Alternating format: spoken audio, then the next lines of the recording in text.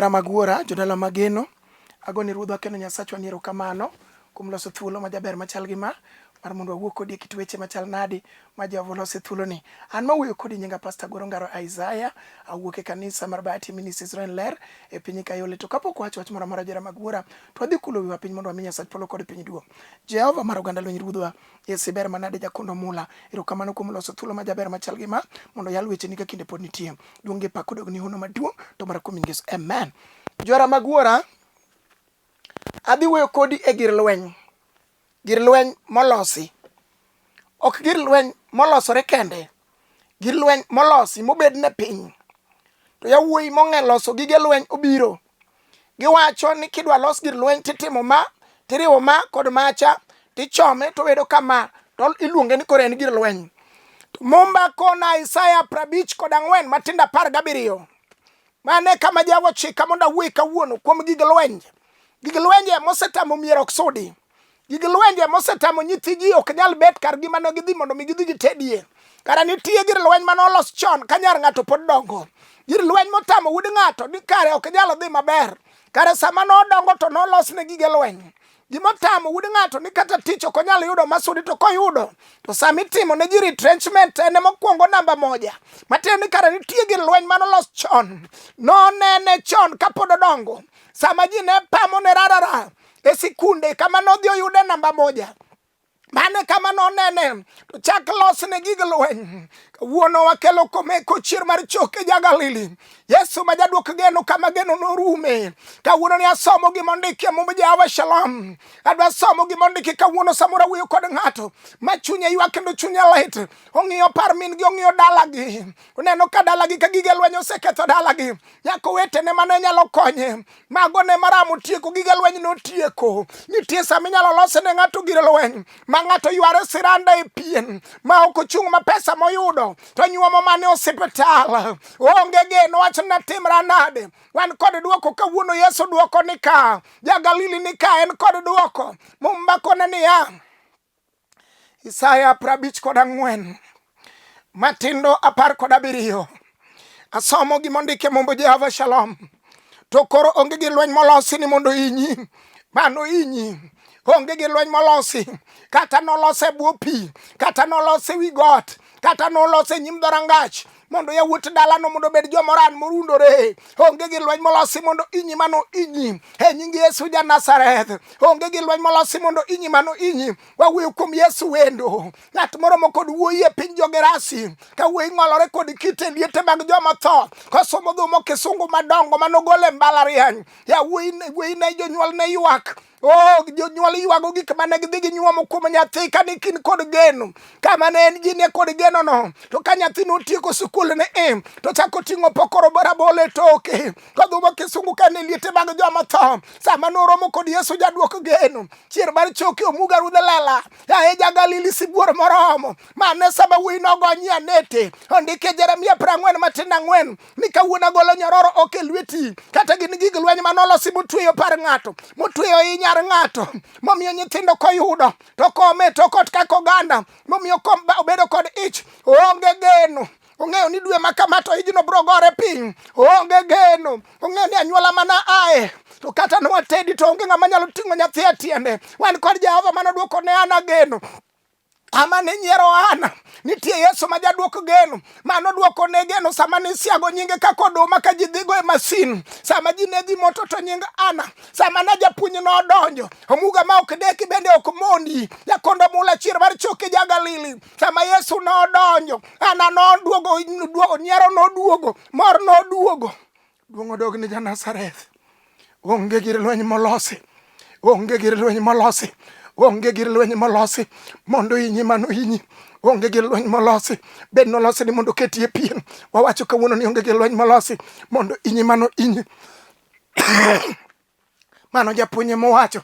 Onge gir lweny molosi mondo inyi mano inyi. Wacha ni tuono ni winji tuo. Osewachi kawuono ni onge gir lweny molosi mondo inya mano inya. Wacha ni kuom nyithinda gi duto te. Kawuono ni Jehova lero ni onge gir lweny mano inywa nyithi merwa, nyikwa merwa onge gima gir lweny malosi kata nolosi mano yang wich ang'owa kata nodhi oyang ei pi mane ei pi kuro ema Yesu iluonge ni pi ngima kata ne losi kor yamo maluonge ni polo mondo go dala moro. Wan kod Yesu ratego omuga manorie bade ma yamo nogo sarut seche mane jo ote ne nie dier nam to yamo tugore malit, yamo ywak. Ok wang'eyo ni samoro yamo ni luonge ni Yurakula, ok wang'eyo ni yamo ni samoro ni luonge kod nying mane. Jo nam ma lupo e nam ong'e nying gigi kaka iluongogi, kata yamo no ni luongo gi nying machal manade. Sama Yesu buga sibuor sama Manuel do chung malo, yamo nogo sarut piyo mang'e nyakwar Yesu ng'at manyalo reso malok nying dala moro, dala mane piny osekwano ni ma dala modong' nono, ma dala morundore. Nolos ne gig lweny chon, samoro nolos gi kinde kwere, samoro nolos gi kinde de, samoro nolos gi sama mama ni notede dala no, ema nolos niya tedo to teda to nyithinde to norundre te. Kawuono wacho niya e Jokolosai 2:14 norucho gima nondiki manotweyowa, onge gir lweny molosi mondo ohinyi mano ohinyi. Dau machielo 13 ibiro chodo nyororo motweyowa. Isaya 22:25 wacho ni musumano no ibiro pudh oko kendo gik molieri ibiro chod te malwar piny e nying Yesu ja Nazareth. Duong' dog ni wendo iber jatend lweny. Asomo Jeremia 1 matinda 18. Duong' dog ni were maklo, duong' dog ni Adonai iber manade Nyasaye mapokolo. Pare mama molewo ni pare jaduong' molewo, pare nyathi sikul molewo ni Nyasachwa kata ne los ni gige mag lweny ruodhwa. Kawuono pudh gige lweny go oko kawuono mondo nyathini mondo dong' thuolo mondo tim penj, mondo kal, mondo kony jonyuol negi, mondo bamani mondo bed dakne mobedo ge dalane, dakne ni mondo kelne ohala, obed ye gi nyiero kaka mon wetene, mondo wuod wegi bokendo ne obendo bed ye gi mor kaka chuo wetene, mondo tich ma wuoyi majoni obendo yudie tich kaka jomoko yawuoyi wetene mane gisomo go nyaromo mar polo. Duong' dog ni wendo Jeremia 1 matinda 18 Moma wacho niya, duong' dog ni Ebeneza, duong' dog ni Jehova Adonai, duong' dog ni Gibo. Moma wacho ni ji duto manie pinyni, manie gweng'u, man kama isome, man kama idhi time college mari, man kama itime jua kali mari, e plot kama idakie. Muma olero kawuono ni ji duto, ya Jehova iber manade Adonai, ji duto manie pinyni kaka ruodhi mag Juda, mago ji joma ne ji oluor e kor gweng'. Ruodhi mag Juda ma ka gidonjo e kor gweng' to ji oluor. Ji tetni nitie jomoko moseluongogi e kor gweng', oseluongogi moko e miech gotieno mondo mi gilos gige mag lweny, mondo nyar ng'ato manyone ka idwaro mondo mi otedi tedo neno mondo mi okethre oduogo bede e kor gweng' ka. Moma wacho ni ji duto kaka ruodhi mag Juda ji oluorogi. Nosemigi ga dhok, moko nosemi rombe, moko nosemi diek, moko nokawo gwen. Kawuono Jehova chiko mondo waler niya, kawuono ni ji duto kaka ruodhi mag Juda manie gweng'u kanyo ma ji oluoro, ma samoro nitie ma kata ka ng'ato neno to ponde e bungu. Duong' dog ni ja-Galili, Yesu ber manade ratego. Ji duto mane pinyni kaka ruodhi mag Juda gi jodongo gi jodolo kod ji mamoko duto biro bedo mamon kodi. Mano gima Muma olero. Gibiro loso gigegi mag lweny ma gibed mamon kodi, ma pile kata idhi timo ohandi gimon kodi, kata ichako itim gimoro ginyiero kodi to gidok e aput gotieno, ginyiero kodi to gidok e tok ot gotieno, ginyiero kodi weni ber ni donje dala ni nyiero kodi.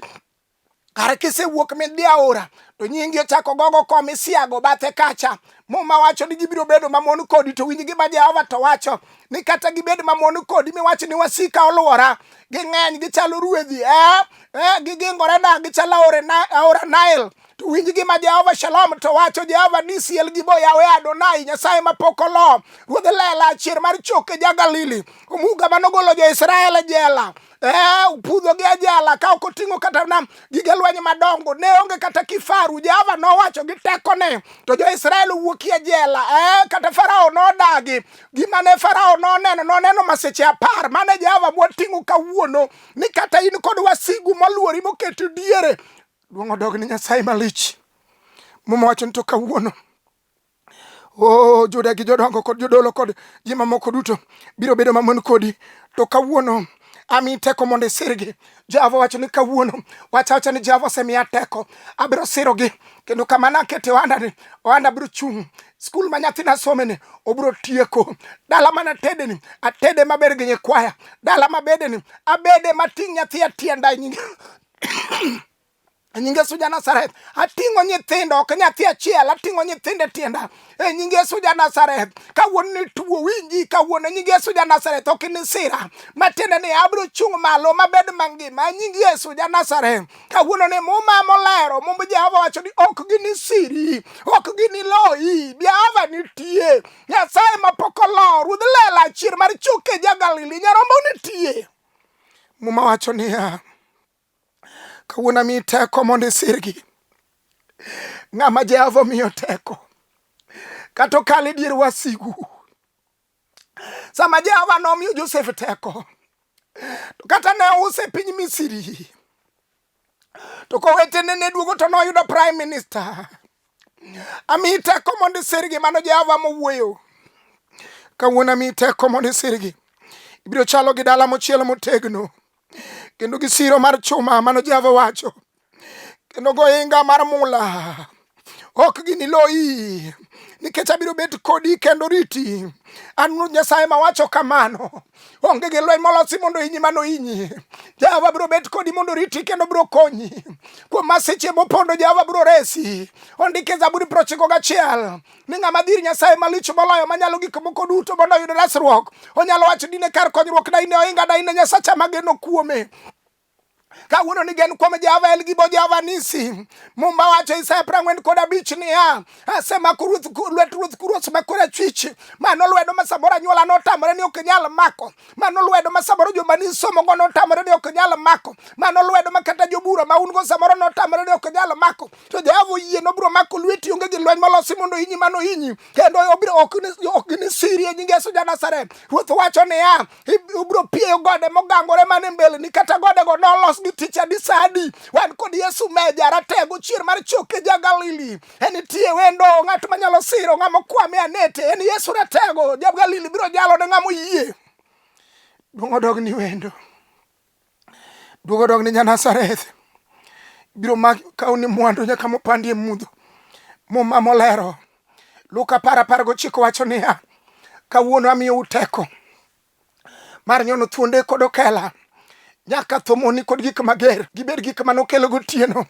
Luka 10:9 wacho ni amiyo uteko kawuono ni mar nyono nyaka teko mag wasigu. Kawuono ni kata obed teko no ero ok dhi ome oko, be ok idhi ne ndege, be ok idhi ne mtoka kidhi ome. Osemiwa teko mar nyono gi kawuono. Onge Gir Lweny Molosi mondo ohinywa mano ohinywa e nying Yesu Nazareth. Ondike Jeremia 30:8 nabiro turo jok mokete ng'utugo eko. Omiyo onge Gir Lweny Molosi mondo ohinyi mano ohinyi. Jok manokelo tuo, jok manokelo dhier, jok manomiyo Isaya ok par ng'ato, jok momiyo and ng'ato lwar, jok momiyo ng'ato sandre gi tuo. Ibiro turo jok no kawuono nying Yesu Nazareth. Onge Gir Lweny Molosi mondo ohinyi mano ohinyi.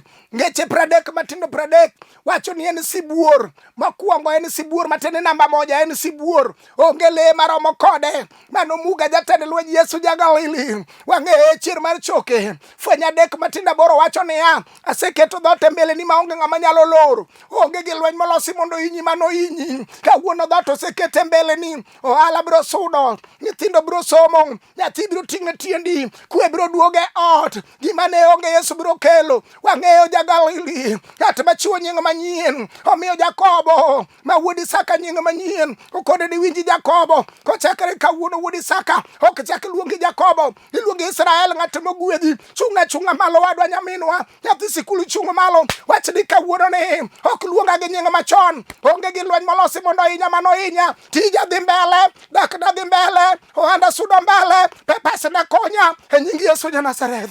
Duogo dogni. Ondike Jeremia 23 matindo 29 ni wach na chalo mach chalo nyundo obaro lwanda matindo tindo. Mano wach Jehova mwakelo kawuono.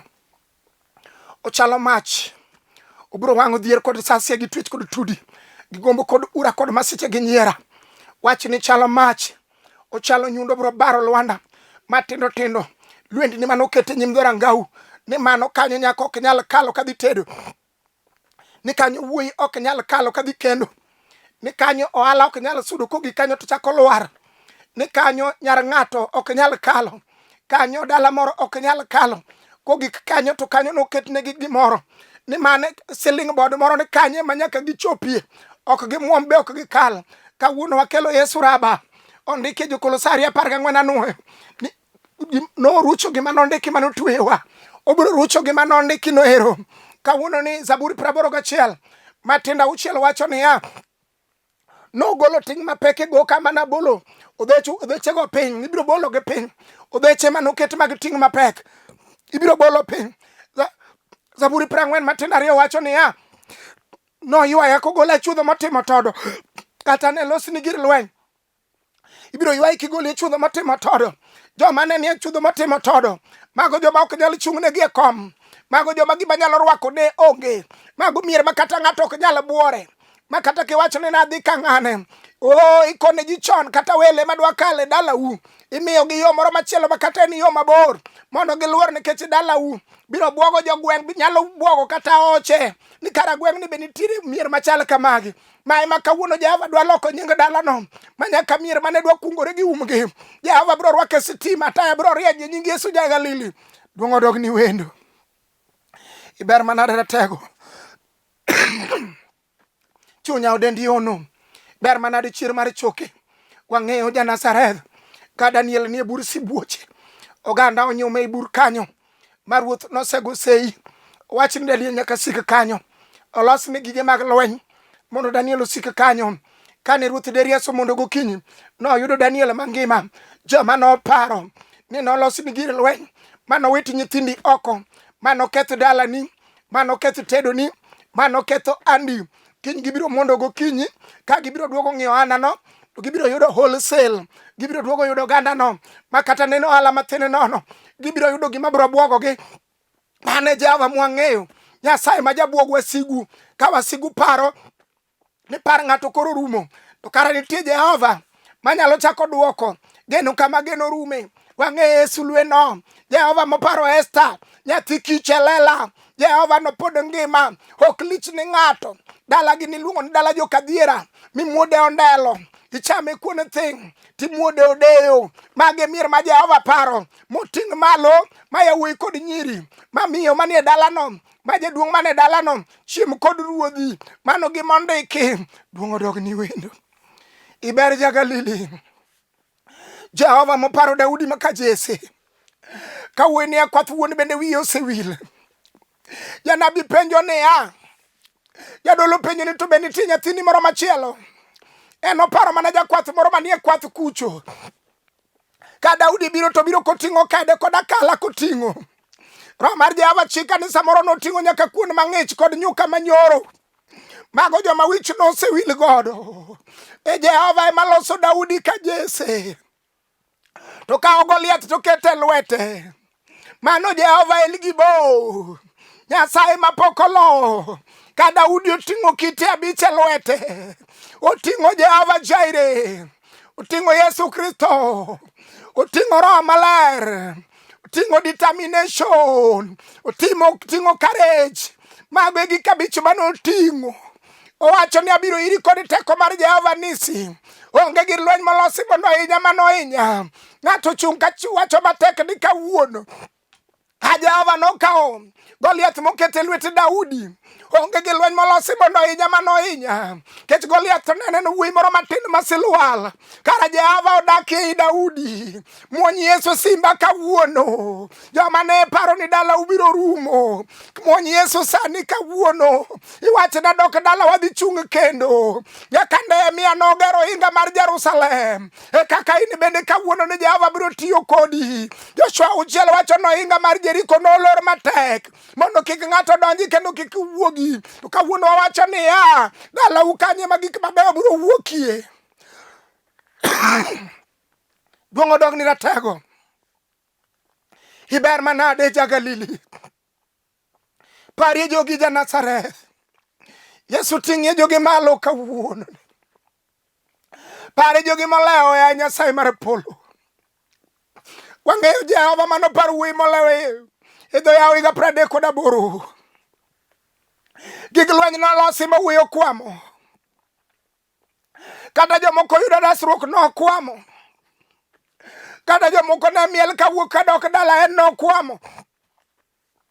Kata nyiri nego sigalagala ni mamo chango en nokwamo.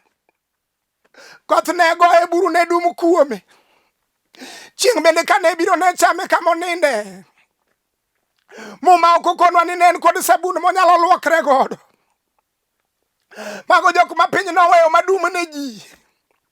Samoro kata mana kinyozi mano nyalo dhi ne onge. Higa 38 samoro yie wiye notimo lenge. Sama noromo kod Yesu jalok nying. To joma ne geno ni kiny ni gichak giduogi yude dho yawo kama nokwame no. Ne giyudo ka papo dong nono Yesu setimo operation. Luonge ja paradiso kawuono sule mar okinyi ni bora char Yesu biro timo ni ng'uono. Mano tamo jogweng'u motamo nyaka joum. Mano temo kod dhoko no. Ma dhoko no kwamo maremb rombe norumo nyaka mag diek wewa kel Yesu koro. Nyaromo mano paro Lazaro kanie bwo liel. Jodongo riendo bobet piny nyimine nodong' ariyo gi ywak. Kara Yesu sama nodonjo japuonj noduoko geno kama geno ne onge. Wabro luongi ratego.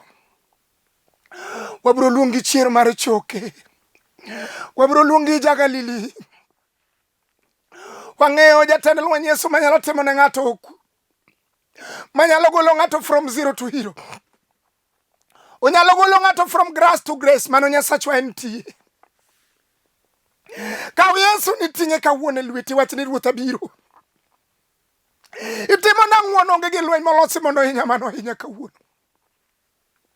Iparo oda, iparo nyithinda, iparo anda kawuono onge Gir Lweny Molosi mondo ohinya mano hinya. Ichung' koda kedo kawuono ni ja paradis sira kawuono. Ang'eyo jakono mula Yesu manyalo ting'o jomo yie malo. Onge gima tek kuom Yesu Lwanda wane. Wang'eye jagedo manyalo siro ng'amo kwamo. Duong' odog ni ratego. Duong' odog ni wendo. Duong' odog ni Jagalili. Duong' odog ni Sule maduong'. Duong' odog ni Rabi. Asomo gimondiki e Zaburi 127. Ka ok Ruoth Nyasaye mogero ot. Ka ok Jehova morito and no ohalano. Ka ok Jehova morito dagno. Ka ok Jehova morito nyathi sikulno. To gik mitwe e nungo ok ang' nokony. Gik minang'o gokinyi. Kiwacho ni wabro piwo gi wang' chieng'. Ka ok Jehova. Ka ok Ruoth Nyasaye mogero ot. To jogedo dhi kanono. Kendo ka ok en ema orito dala. To tijorito ok nyal gimoro. Wach ni kawuono. Onge Gir Lweny Molosi mondo ohinya mano ohinya.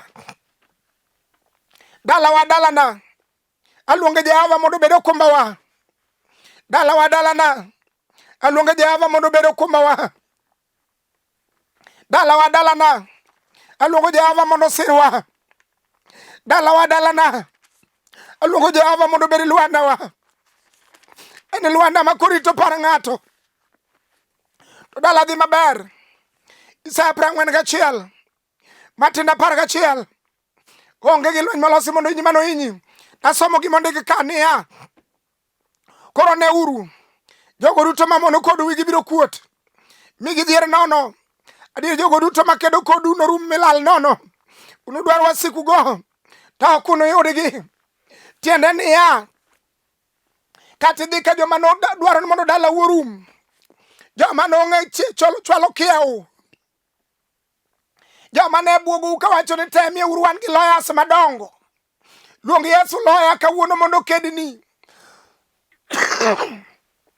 Luong jatend lweny mondo kedni e lweny. Luong Jehova Jaire ma jasiri jomo yie mondo siri kawuono. Oparo Ezekia ka Ezekia okwamo. Sauda moso kelo ne wacho kone ne Ezekia ndalo rumo. Ezekia olokore ka ng'iyo korot. Uwe kod Jehova mano gwele wacho ni Jehova ne tich masetiyoni. Onge Gir Lweny Molosi mondo ohinya mano ohinya. Kata kuom tuo moketie pien no sani. Wacha ke jachir ni kawuono. onge Gir Lweny Molosi mondo ohinya mano ohinya. Adwa lokora korot kaka Hezekia nolokore. Jehova biro meda ndalo, ohanda ibiro ting' malo, nyithinda biro somo, dakna biro sudo, kwe biro duoge oda. Onge Gir Lweny Molosi mondo ohinya mano ohinya. Ating'o chier mar choke ja Nazareth, Yesu masiro jomoyie. Duong' odog ni wendo, duong' odog ni ja-Galili. Wadhi kodi e lamo, Jehova mar polo. Bari jogi mowinjo wachni ratego, gwedhgi gi ng'wono ni malich ruodhi kedo. Isir gi chier mar choke ja Nazareth, bar jogi ratego mar kuom nying Yesu. Amen. Johera magwara jodalo mageno, an mawuoyo kodi nyinga Pastor Goro Ongaro Isaya. Awuok e kanisa mar Bahati Ministries Roen Ler e piny Kayole. Namba dang' yudago en 0733 79 49 10. Anuoyo namba dang' yudago en 0733 79 49 10. Namba machielo en 07 kendo 07 aito 70 53 76. Anuoyo namba machielo en 07 kendo 07 aito 70 5376. Mad Jehova Majasir joge osiru kawuono, osiru kiny, osiru ndalo ko ndalo. Amen. Luonga jae